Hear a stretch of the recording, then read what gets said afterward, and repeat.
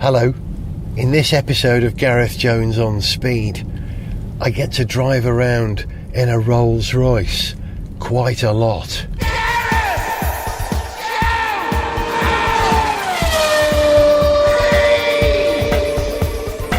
Hello, welcome to Gareth Jones on Speed. Actually, on hushed tones, if I'm honest, because as we speak, I'm steering a Rolls-Royce Wraith around a little country village somewhere in the south of England, Billinghurst, apparently. It sounds like it was made up, and it's almost some kind of lunatic fantasy that I'm in. I get to drive lots of very wonderful cars on Gareth Jones on Speed, but to have access to a Rolls-Royce for a week is quite something, and it's something I want to share with you guys. I'm going to report what it's like to enjoy what is arguably the finest motor car in the world. What does that do to a person? How good is the world's greatest car? And what does it feel like to drive around in what is arguably the number one status symbol? Now, I hope I'm a modest chap, Methodist upbringing and all that, and driving around in a £250,000 white Rolls-Royce coupe is quite a powerful statement. I have to say I'm loving it. It's already very romantic, and I don't just mean the idea of owning and driving a Rolls-Royce, which is something I'm sure as a car fan you'll understand we've all fantasised, imagined at some point. Well, I'm actually doing it, and that's a remarkable thing.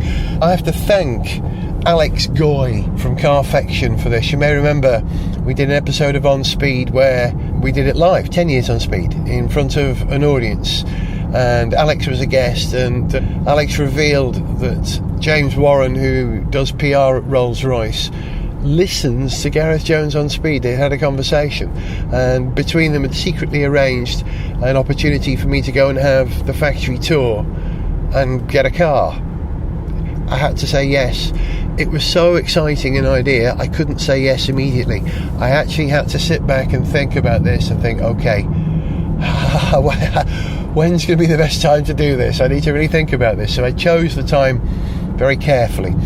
And as it turned out, I was asked to go up to North Wales to perform quite a respectable civic duty in the town I was brought up in for the first 18 years of my life, a little town called Holywell, very important to me. And I thought, as it's a civic occasion, I'll turn up in a civic car if I can. So I contacted Rolls-Royce and I said, I couldn't have a car for that trip. Yes, Gareth, they said. And so that's what I'm doing. I'm off up to North Wales to turn on the Christmas lights in a car which is itself an extraordinary spectacle of light in its own right. It shines, it's white on the inside, it's white on the outside. In fact, it's in two colours. There's sort of a slightly off-white, grey white for the lower part of the car, almost like a moon white, and then a pearlescent, creamier sided white for the main centre body of the car, because Rolls-Royce, of course, you have a car in two colours. Isn't that nice? Oh, and the name, the Wraith, yeah. Rolls-Royce choose all their names to evoke the spirit of phantoms, spirits, wraith, ghost. You get it? And that's right, because it's a quiet, whispery thing, this thing. It really is. I'm talking in hushed tones, have you noticed? I'm not even talking in my normal conversational voice. I'm doing 40 miles per hour around a wiggly country lane. This car, I've got to give it a name, I've got to give it a nickname, I've got to, anthropomorphise or do something to this event that gives me ownership of it. And I thought, hey, what would I call it? I can't call it the Rolls, can I? I can't say the Roller, I can't say a Rolls-Royce Wraith.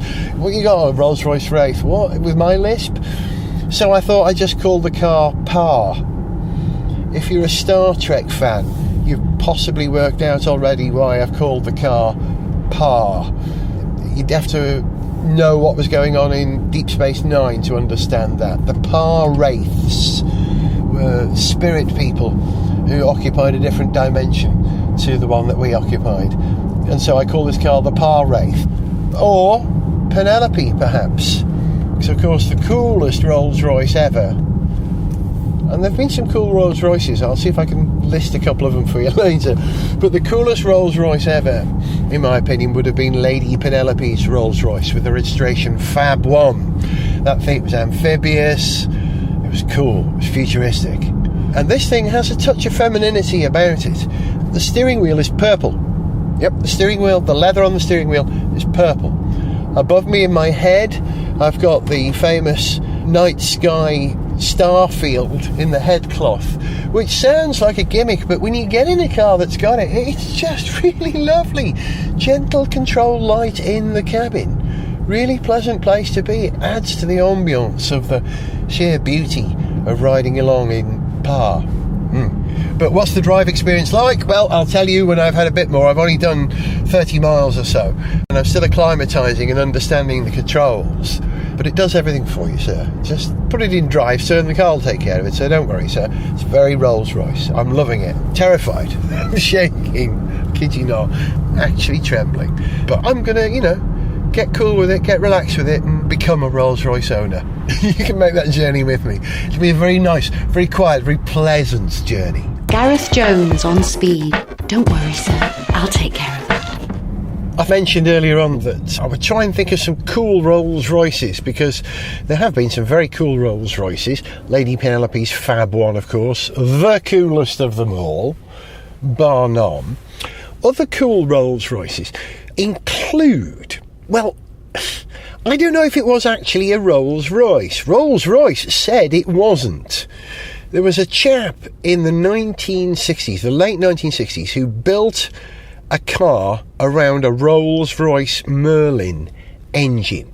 And initially, when that car was first running, it had a Rolls-Royce badge, but Rolls-Royce took them to court and said, no, you have to take it off. And I tried to remember what the name of that car was. It had a great name. I can't quite remember. But that was an incredible Rolls-Royce, and I have to admit, whilst I'm driving around in this, because when I first saw that car, it was white. This being a white car with that huge bonnet, that massive bonnet out the front, it makes you feel like you're driving that.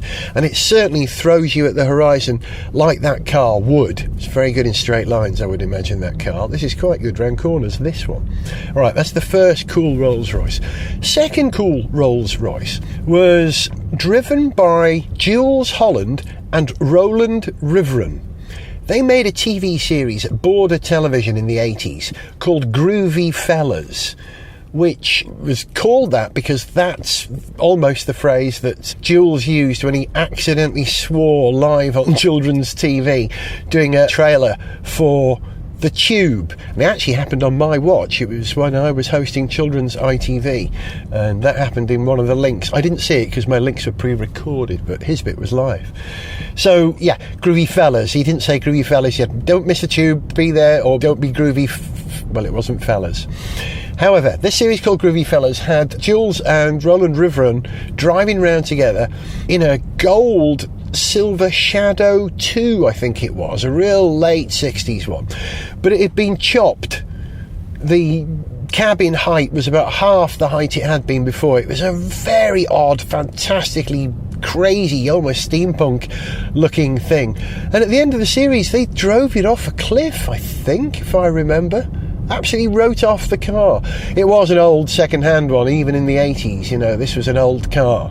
But that was a very cool gold Rolls-Royce. And I really am of the opinion that the Rolls-Royce is arguably one of the most rock and roll cars.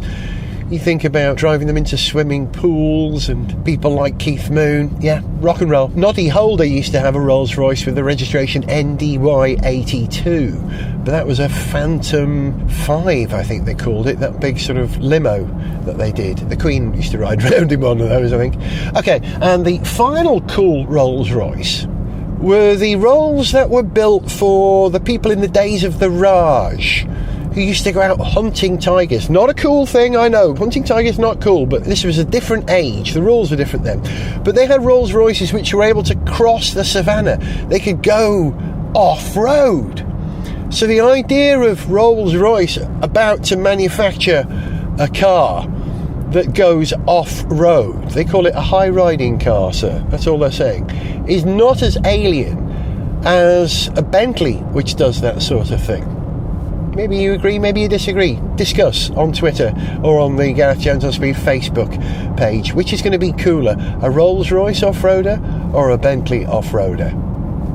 Right, I'm still on the road and still doing 50 miles per hour. Oh, right, just at that point, the speed restriction ends. So I have to concentrate now.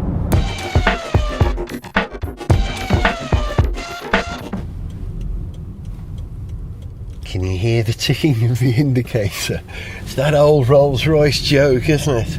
You can hear the clock ticking, sir. I wish you could see the situation I'm in at the moment.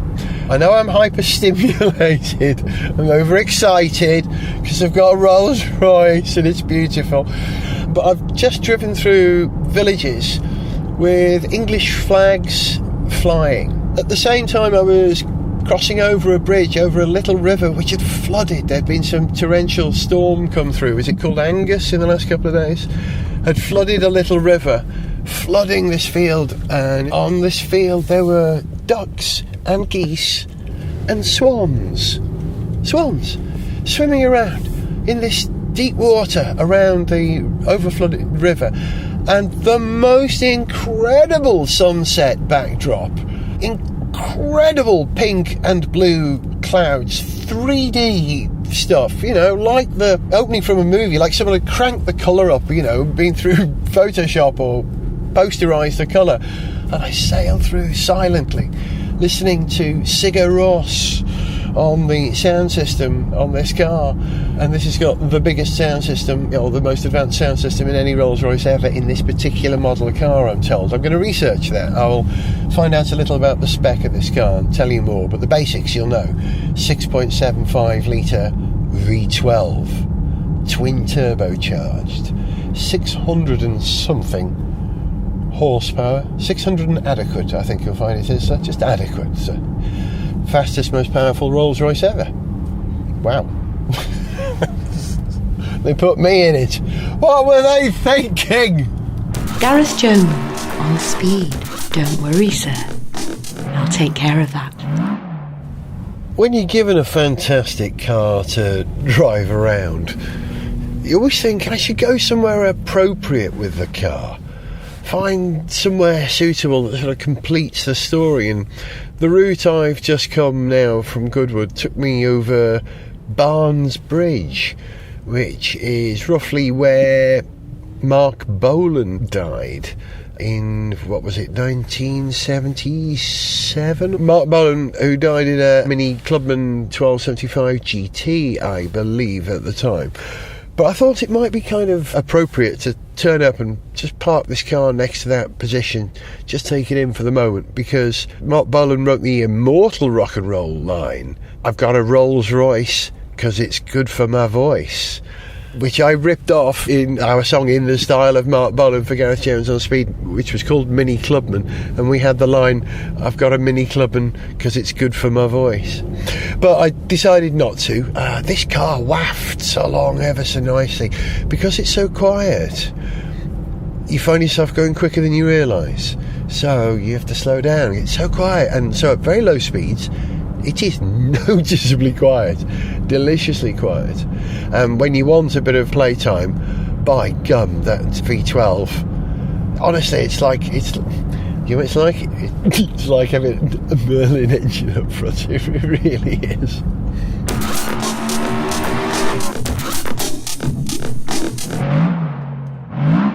Yeah, you get noticed driving a Rolls-Royce, even in London, where you do see Rolls-Royces on a daily basis. You do get noticed. I know this because there I was drifting through Battersea, where I used to live a long time ago, very quietly, listening to Elbow on the sound system, which sounds rather good. You know, different cars like different types of music. I think this car quite likes Elbow at the moment. I was enjoying the takeoff and landing of everything, and I arrived at a set of traffic lights like I'm sitting at now just a moment ago, and a chap pulled up alongside me in a scooter, older guy, and smiled, waved, put the thumbs up and instructed that I should wind the window down. with the traditional hand signal rotating, so I knew he was an older man, because a young person would never think of a manually wound window, good lord. So I wound it down cautionarily, but he was smiling nicely and friendly and said, "Nice car. You want to swap with me?" He was riding a little Honda 90 or something. I said, "Yeah, alright, go on then, I've always fancied a moped."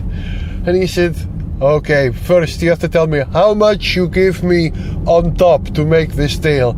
I said, "I'll give you another £200,000, knowing that that's the price of this car." And he said, "Not good enough deal, goodbye," and rode off. Nice guy. Fair play to him, appreciating the visual opulence, is that a word? The visual opulence of this white Rolls-Royce Wraith. Par. Gareth Jones on speed. Don't worry, sir. I'll take care of that.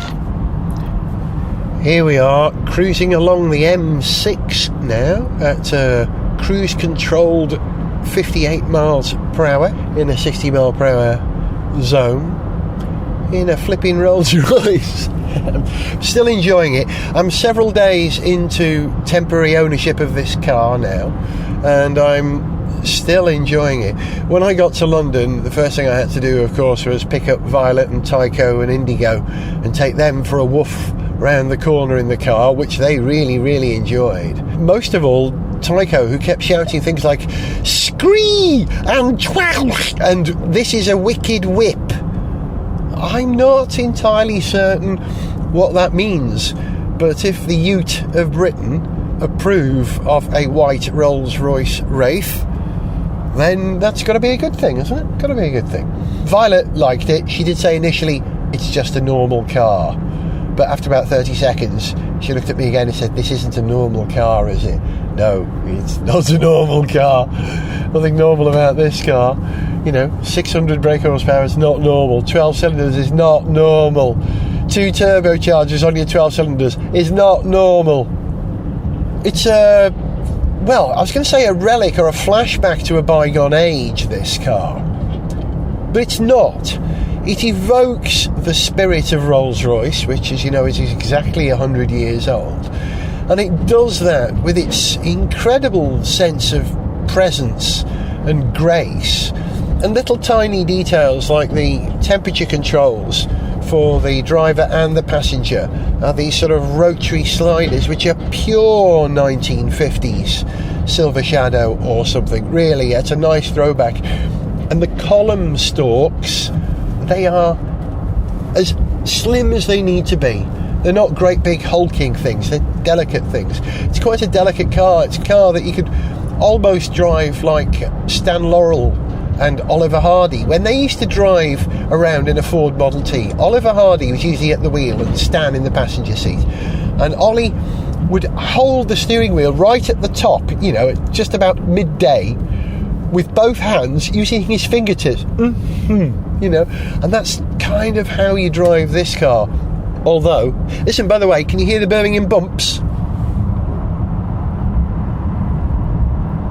Only just, but even a Rolls-Royce manages to flag up the Birmingham bumps as you go over the elevated section of the M6 over Birmingham past Fort Dunlop. There are lots of expansion joints, and every time you cross an expansion joint it goes bump, bump, bump.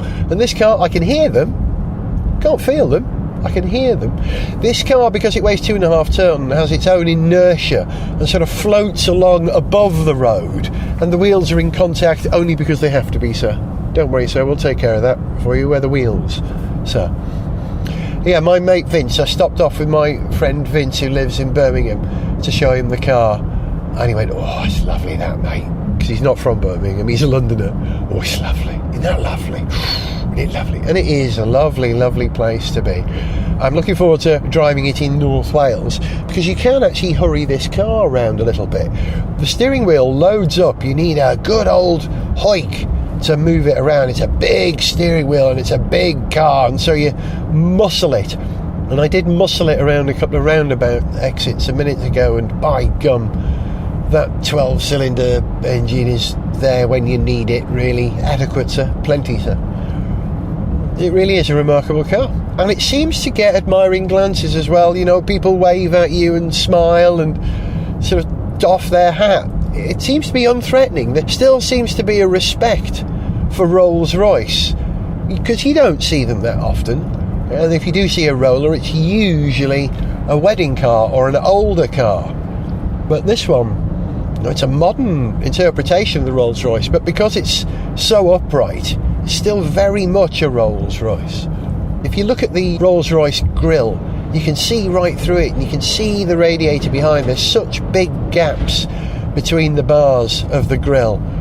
And inside the car as well, you've got these vents which in some way reflect the style of the grille. The air vents have got huge gaps between them, and the control that turns it on and off is exactly like the stops on a church organ. You know, you literally pull out the stops. You pull out the stops, these chrome stops, to open and close the vents. I'm amazed that they can actually do that from a safety point of view, have something which sticks out, I don't know, 50 millimetres away from the dash. But they are round-ended and they do push back in, so maybe that's how they're allowed to do that from a safety point of view. And the dash is so elegant. The 3 dials in front of me are fascinating. There's the speedo in the middle, this lovely white dial with a little light. When you set the cruise control, a little green light just illuminates the perimeter, the circumference of the dial in the region where you've set the speed. I can see at the moment it's set for 62 miles per hour. Because it's got adaptive cruise, it will limit to the speed of the vehicle in front and maintain a distance. So the truck I'm behind is doing 58, so I'm doing 58. That's fine, the car will take care of it. So these lovely 3 dials, very interesting. In the middle, speedo. On the right hand side, a rotary dial with your fuel gauge on one half of the dial and your temperature gauge on the other half of the dial. The 3rd dial on the dash is something that's very interesting. It says power reserve. It's not a tachometer, you know, it's not the revometer as some people called it. It just says power reserve. At the moment, 98%. Because I'm not asking it of anything. If I boot the throttle, which I can't really do because I'm in traffic at the moment, it goes down to about 60 and you're launched at the horizon. So what's all that about? Power reserve. It tells you when you're using up all the capacity of the car. At the moment, the fuel gauge is showing about half full. I've done about 136 miles from London. I think when I filled it up, it was about 72 litres. So you could probably work out the mileage for me. I'm guessing it'll get about 260, 300 miles to the tank full. You can work out the mileage before I can, but I'm guessing it's probably around 20. Yep, it's expensive, 20 miles per gallon. But you know what they say about Rolls-Royce? If you have to ask how much it is or how much it costs to run, you can't afford it. And no, I couldn't afford this car, couldn't afford to drive it, couldn't afford to run it or buy it. But I'm enjoying having one for a little while and taking it to my hometown. What a treat.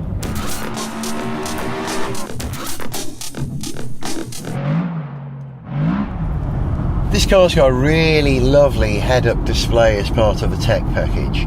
I get information floating for me in a virtual image, hovering just to the right of the Spirit of Ecstasy, so at the tip of the bonnet there. So my change of focus from the road ahead to the position of the information I need, such as the speed limit, what my cruise control is set for and what speed I'm actually doing, along with instructions on direction from the sat-nav displayed with a very clear floaty few arrows in different colours. It's not just white, you know, there's orange, there's red, there's white, there's green, the full spectrum there is a lovely thing to have. Again, another example of things being done really well. And I've found that there's a slight bonus with the head-up display, and that is if you're driving at an oblique angle where the sun is shining on the rear of the car in through the window from the side, then it can obscure the great big screen in the middle of the car where all your controls are. It's hard to see that in bright sunlight sometimes, even though it's got a bit of shade, depending on the angle. And so you can rely on your head-up display to show you that information that you can't see on the screen. Very handy, just a byproduct, but really works. if this car had a flaw, and I fail to describe it as a flaw, it's just there is one thing that it doesn't do as well as it does everything else, and that's the ergonomics of the buttons and switches. Beautiful chrome switches, but you've only got information as to what the buttons are for, sort of carved in chrome on chrome. So unless you know which button is which, you're fumbling around a little bit to put your glasses on to focus and work out which is which. You can read it, but it requires a little bit of attention. But you know, this is a car that you keep for a long time, isn't it? I'm driving it for a week, I'm having to familiarise myself with it very quickly. A car that you keep for a long time, after a while you don't need to read the buttons, just like when you're turning on the rings in your oven. You don't need to look at which controls which ring. You know instinctively, you've done it every day for years. And this is a car that you would keep for years, so you'd know what those buttons stood for. You just need to adapt to them, learn them, and make them yours, I suppose. So that's the only weak point in this car that I can detect. Everything else is, well, let's say peerless. It's probably the best word I can come up with.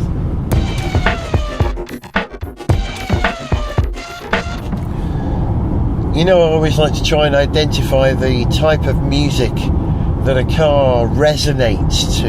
You know, different cars suit different types of music. You've heard me say this before. And this Rolls-Royce, there are some types of music it's not too keen on. It doesn't really like electronic music. I played some John Foxx, which I'm always happy to listen to. Didn't sound right. In fact, one John Foxx track of mine sounded awful.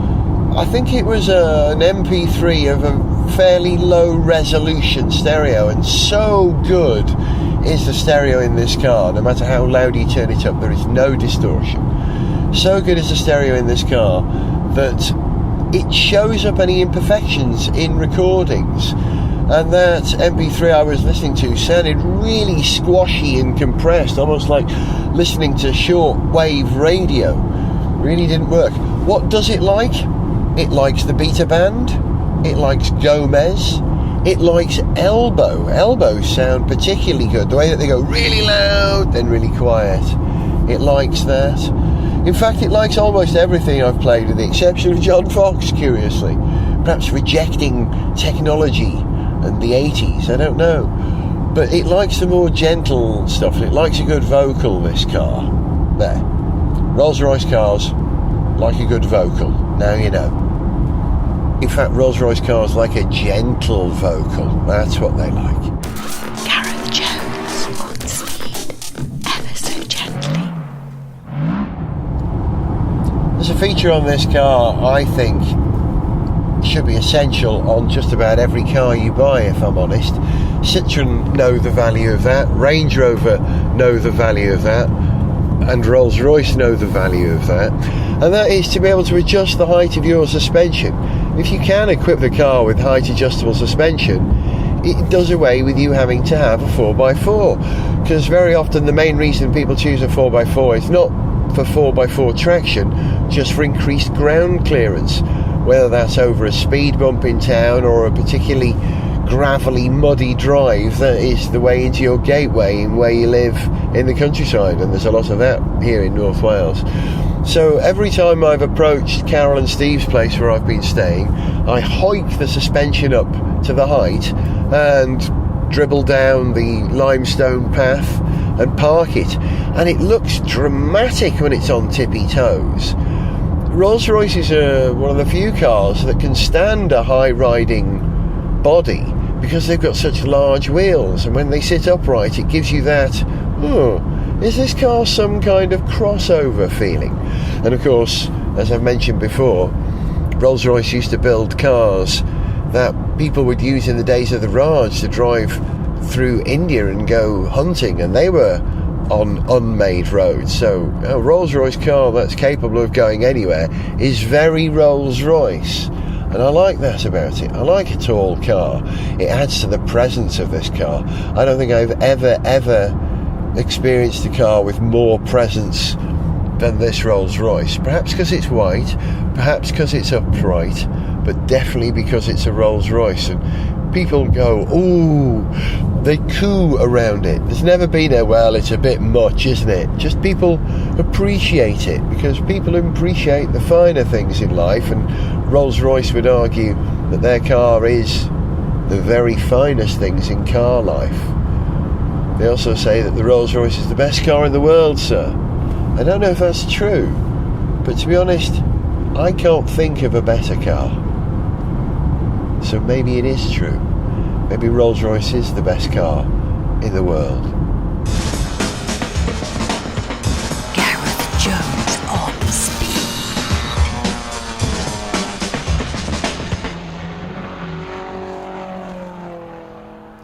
The sound of silence. Do you like the hushed tones that you use when you're talking in a Rolls-Royce? I'm sitting in a little part of North Wales called Mochtre, Pig Town. That's right.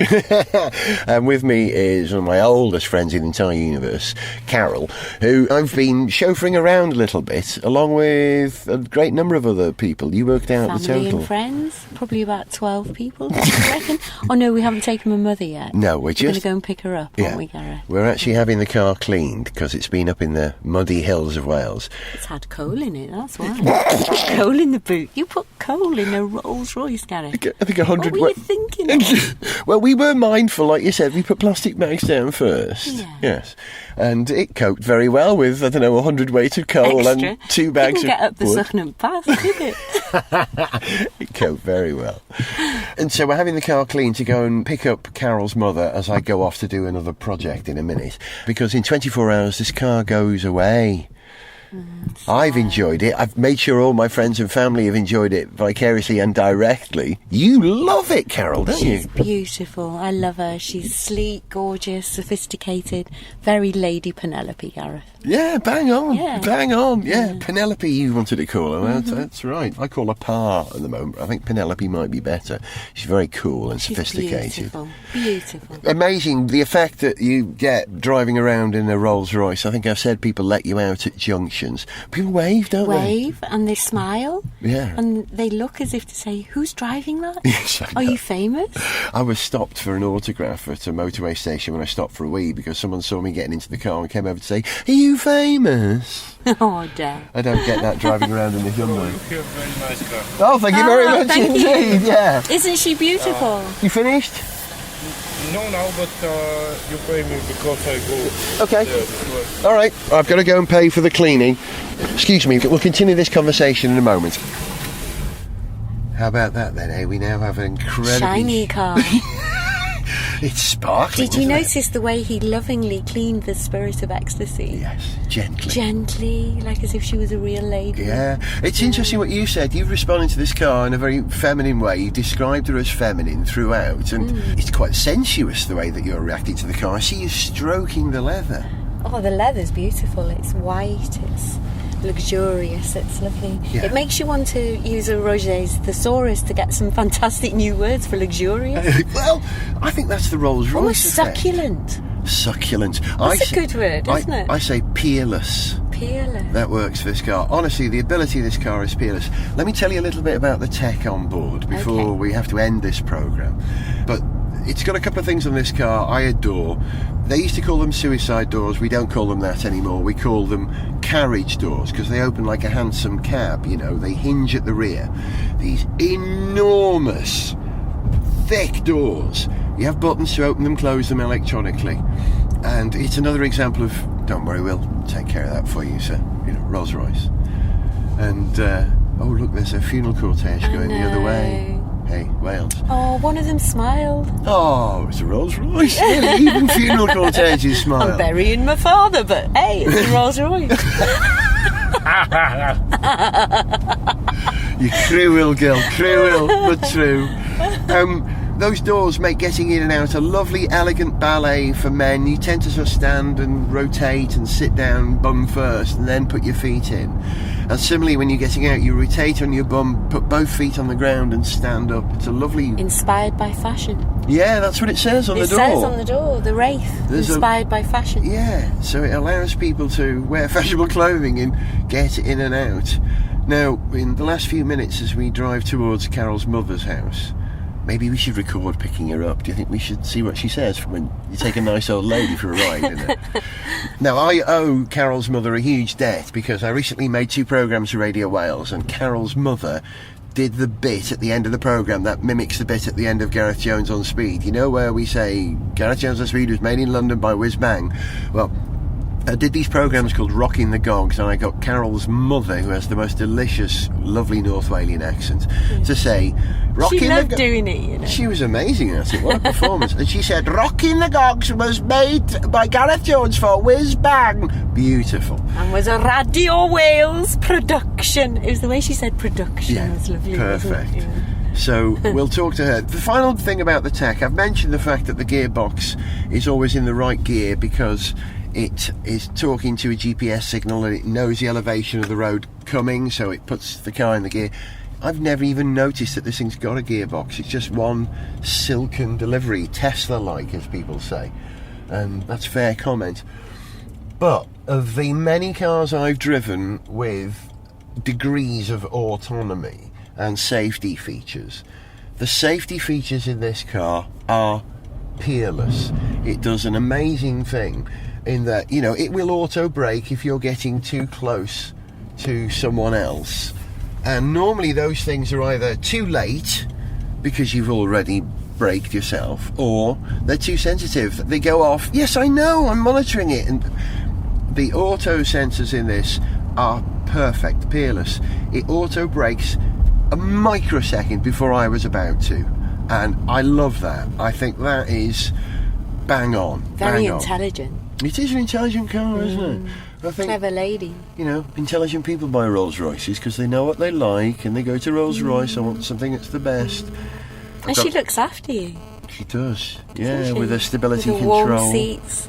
Warm seats. Yeah, she's lovely. You look up in the night sky. It's quite an experience, and quite possibly something I will never ever match here on Gareth Jones on Speed. It's been an absolute pleasure. Thank you, Rolls-Royce, for this. This is their gift for 10 years of Gareth Jones on Speed. Looking forward to the next Good old 10. Rolls-Royce. And yes, we will hear a little bit from Carol's mother maybe after the music. But I'll leave you with this thought for the moment. There are many great things about Rolls-Royce. The status that you imagine it brings you driving around. The peerless engineering. That affection that people have for it. It occupies a different space to a lot of cars. But something I've discovered recently, that quite possibly the very, very 2 best things about Rolls-Royces are, 1, they're quite rock and roll, aren't they? It's a rock and roller. And second of Very all, much so. whilst Mr. Royce was an Englishman, Charles Rolls turns out to have been a Welshman. Yeah. Whoa. Born in Berkeley Square in London to landed Welsh gentry, a very proud Welsh family from Monmouthshire. And he was an active Welshman in lots of Welsh societies. And Did he speak Welsh? I don't think he did. But that wasn't unusual for the age in which he lived in, when the Welsh language was under threat by the advance of the Industrial Revolution, which was carried via the English language. That was the language of the revolution, the language of the empire, if you like. So there we go. The very best thing about this car, it's rock and roll and a little bit Welsh. And you know what?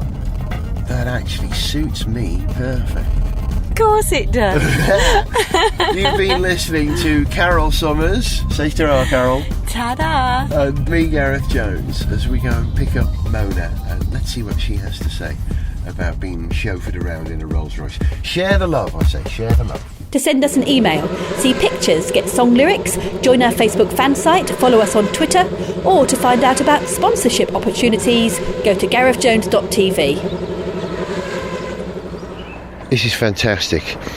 We've arrived at Carol's mum's house, and she's all up for a bit of coming for a ride in the Rolls-Royce. She knew it was in the neighbourhood because one of my friends had taken a picture of it and published it on social network, and networks be networks.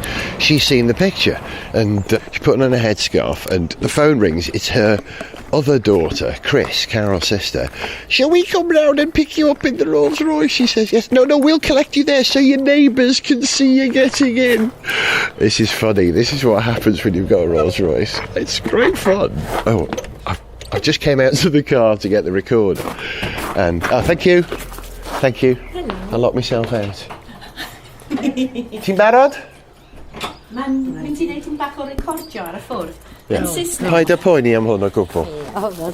You don't want me to do the goxes here or something? No, actually, do you know what? I might ask you to do the very end of the programme because you've got such a great voice. Oh, I don't think so. Yes. We might just have the end of this Gareth Jones on Speed. You can say the last words. I'll tell you what to say because you're good at that. Right.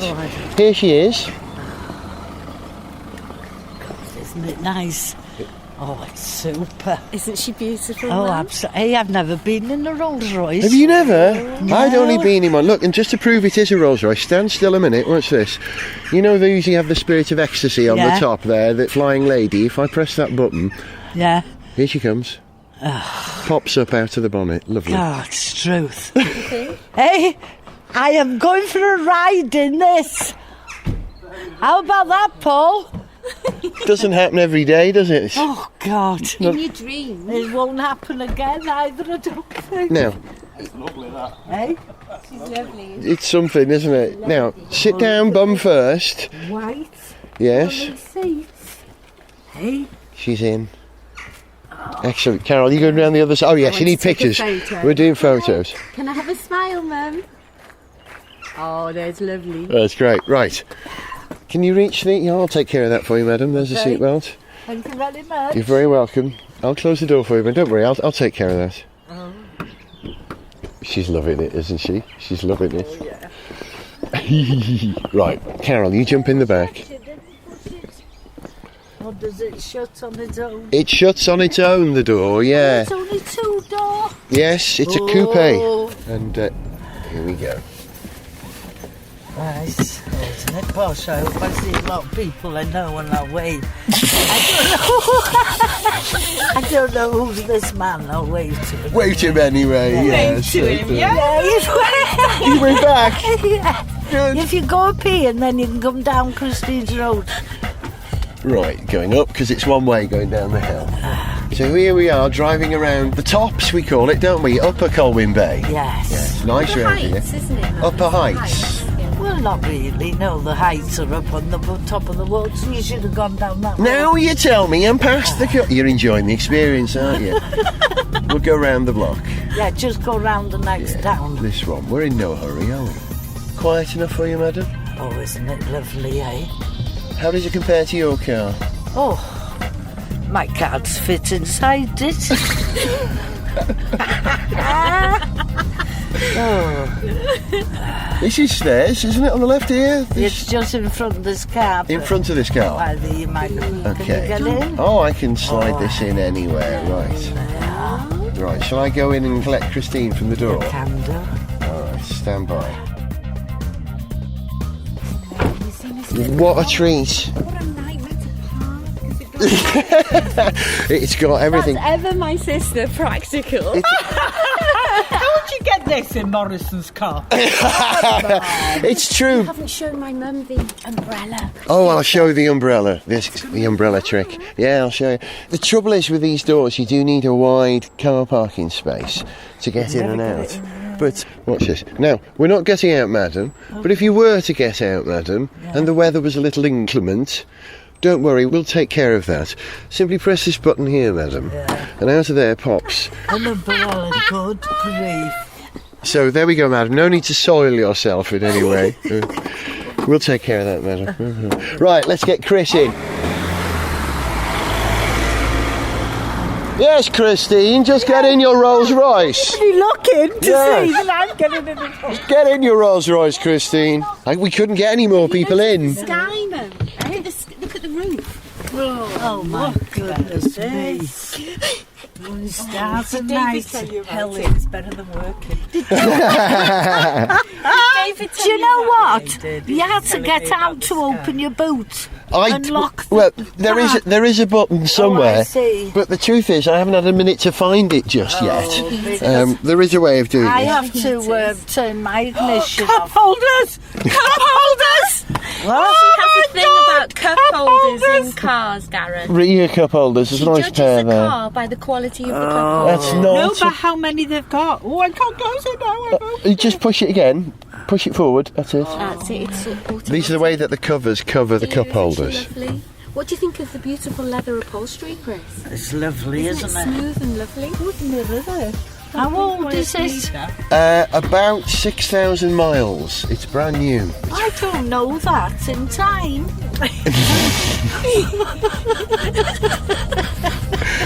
About 6 months. Oh, I don't know that in time. I understand. Hey, you look like the butler. You got to remember. Good. You got to remember. My mum is used to speaking Welsh. Yes, of When course. did you have a butler last month? A what? A butler. You know, he's the A driver. butler?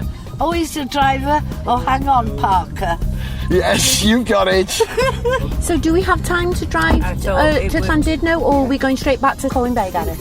We'll go up the hill Yeah. and we'll look at the view and we'll turn round. Okay. I can show you how amazing this thing is at going up hills. It goes up like a rocket ship.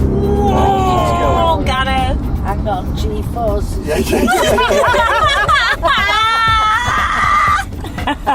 Oh, Gareth, this is brilliant. This is what you want to do with your life, isn't it? Get something good happening, share the love. Yeah, it's lovely. Promenading, that's what we're doing, isn't it? Gliding along the prom Yes. in a car that drives itself. It's a pity they didn't have a drive-in cafe where everybody was having coffee round us. Yes. I You them all. Listen, we're just going to go and float around and have some fun in this. But before we go, Mona, I wonder if you'd do me a favour. At the end of this programme, we always have a voice that says, Gareth Jones on Speed is made in London by Whiz Bang. Oh, God. Can you remember that? Gareth Jones on Speed is made in And I've got London. to put a Welsh accent on. No, you could just talk. You just do it in your voice. No, everyone else has to be quiet. Go on, Mona. Gareth Jones on Speed is made in London by Whiz Bang. Hooray! Gareth Jones on Speed!